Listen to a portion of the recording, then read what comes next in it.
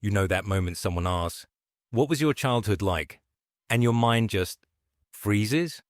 Not because it was terrible, not because nothing happened, but because your childhood didn't follow the usual timeline.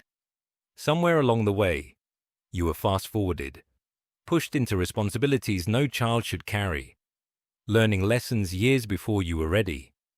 Maybe you were the one quietly researching how to fix a leaking faucet while everyone else slept. Maybe you were the peacekeeper at family gatherings, smoothing over tension that wasn't yours to manage. Maybe you were the kid who noticed when someone in your class was sad and instinctively figured out how to cheer them up, before anyone ever taught you how to feel safe yourself. Small moments, maybe, but heavy enough to leave an imprint that lasts decades. Psychologists call it parentification, taking on adult roles as a child. But that word doesn't capture the full weight. What you learned wasn't maturity, it was survival. Your nervous system adapted to constant alertness. You learned to be the calm in the storm because if you weren't, no one else would be. Stability depended on you, and somehow you thrived. You became the one people turn to when life falls apart. You solve problems instinctively. You can read a room better than anyone else.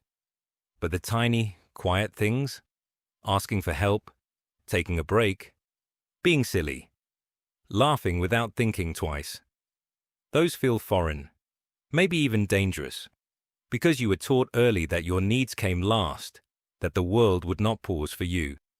As an adult, that child is still inside you. You're the reliable one, the fixer, the problem solver. You gravitate toward people who are messy or struggling, not because you want to fix them, but because helping feels familiar. Intimacy feels risky. Letting someone in feels like stepping off a cliff. Even when someone offers love and care, part of you hesitates, waiting for the other shoe to drop. You might overplan, overthink, overfunction. People might call you dependable, type A, perfectionist. But what they see is a child who learned that letting go had consequences. Exhaustion runs deep. Sleep doesn't fully rest you. Achievements never feel enough. Because somewhere along the line, your value got tangled with how useful you could be to others.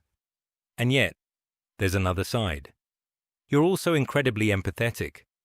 You notice suffering that others overlook. You care in ways most people can't. You have a radar for emotions and a skill for holding space.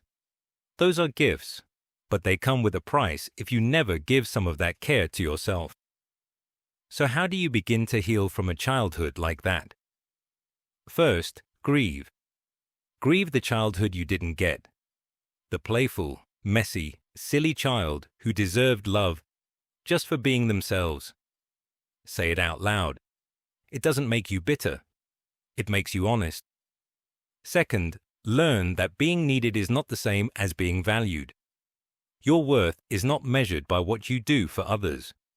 You are allowed to rest, to stumble, to receive without proving yourself. You are allowed to say no. You are allowed to let someone else carry the weight sometimes. Finally, reconnect with the child inside you. Ask them, what did I need back then that I never got? Maybe it was a hug that lasted longer than a minute. Maybe it was someone noticing when you were exhausted.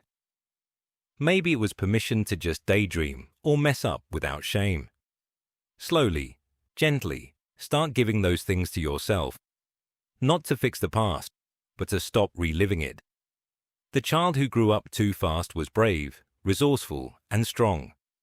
But now it's safe to let go, to be cared for, to play, to rest, to finally grow up the way childhood was meant to be. Not through fear, responsibility, or pressure, but through truth. You never had a normal childhood, but now you have a choice. And this time, you get to write the rules.